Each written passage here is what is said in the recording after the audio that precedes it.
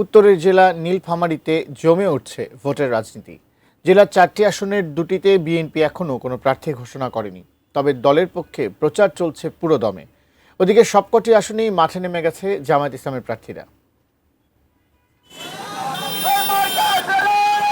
নীলফামারী সদরের হাজীগঞ্জের মতো সব হাটবাজারেই নির্বাচনী মিছিল এখন প্রতিদিনের চিত্র।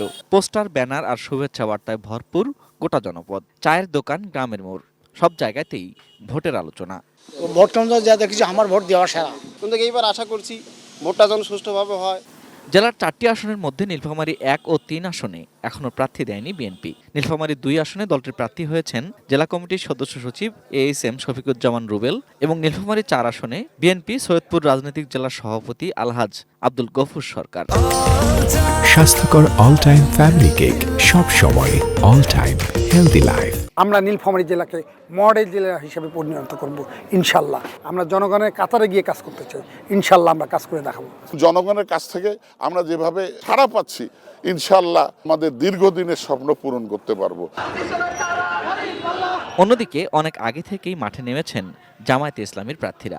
নীলফামারী 1 আসনে দলটির প্রার্থী জেলা আমির অধ্যক্ষ মাওলানা আব্দুস সাত্তার, নীলফামারী 2-এ অ্যাডভোকেট আল ফারুক আব্দুল লতিফ, নীলফামারী 3-এ অধ্যক্ষ ওবায়দুল্লাহ সালাফি এবং নীলফামারী 4 আসনে হাফিজ মাওলানা আব্দুল মুন্তাকিম। নীলফামারী জেলার জন্য নীলফামারী 2 আসনের জনগণের কল্যাণে ঢাকায় অবস্থান করার বিষয়গুলো ছাড়া বাকি সবাইটুকু নীলফামারীর মানুষের কাছে থাকা, তাদের সঙ্গে থেকে তাদের সুখ দুঃখ বুঝে কাজ করতে চাই। সদর আসনে নাগরিক পার্টি এনসিপির প্রার্থী ডাক্তার কামরুল ইসলামও রয়েছেন আলোচনায়। যদি ভোটের পরিবেশটা যদি রাষ্ট্র এবং সরকার যদি আপনার ঠিক রাখতে পারে, তারা যদি ভোটটা দিতে পারে, আমরা চাচ্ছি প্রকৃতপক্ষে জনগণের যে বন্ধু হবে সেই জন্য পার্লামেন্টে যায়।